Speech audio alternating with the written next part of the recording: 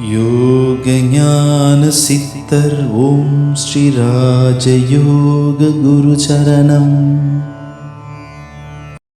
பாதிப்பு என்ற ஒரு விஷயம் உங்கள் மனதில் ஏற்பட்டுச்சுன்னா அது பாதிப்பு தான். அது தொடரும். அது உங்களுக்கு அதிலிருந்து நீங்கள் விடுபடவே முடியாது. அது என்ன வகையான பாதிப்புகளாக இருந்தாலும் சரி, ரொம்ப ஒரு அருவருப்பான விஷயமாக இருக்கலாம், அசிங்கமான விஷயமாகவும் இருக்கலாம், வெளியில் சொல்ல முடியாத விஷயங்களாகவும் இருக்கலாம், அல்லது வியாபாரத்தில் மிகப்பெரிய தோல்வி அடைந்து எல்லாமே நொடிச்சு போய் இப்படியான விஷயங்கள் உங்கள் மனதில் பார்த்தீங்கன்னா தொடர்ந்து அந்த மாதிரியான தோல்விகளையும் உண்டாக்கலாம். ஒரு தெளிவில்லாத சிந்தனையாக இருக்கலாம்.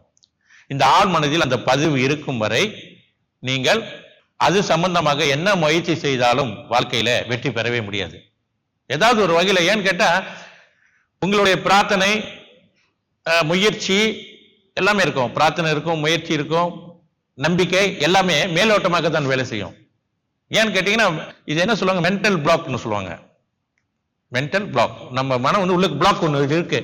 அந்த பிளாக்கை நீங்க கலையாம, அதை வெளியாக்காம நீங்க பாட்டுக்கு முயற்சி செஞ்சுக்கிட்டு இருந்தா ஒரு சவுறு அங்கிட்டு நீங்க போகணும். ஆனா நடுவில் ஒரு சவுறு இருக்கு, அதை நீங்க பொருட்படுத்தாமே நீங்க போய் போகணும். அந்த பக்கம் எப்படி போக முடியும்? சவுரை நீங்க வந்து மொட்டி பார்க்கணும், மோதணும், உளுந்துட்டு நீங்களே உளுந்து திரும்ப கீழே உளுந்துகிட்டே தான் இருப்பீங்க. அந்த சவுரை அகற்றினால்தான் போகணும். ஏதாவது ஒரு வழி செய்யணும், அல்ல அது சோரை குறைந்தாவது போக வேண்டும் அல்லவா? அந்த மாதிரி தான் இது. அப்ப ஆழ்மனதில் உள்ள பதிவுகளை முதலில் நாம் பாதிப்பான பதிவுகளை வெளியாக்க வேண்டும். யோக ஞான சித்தர் ஓம் ஸ்ரீ ராஜயோக குரு சரணம்.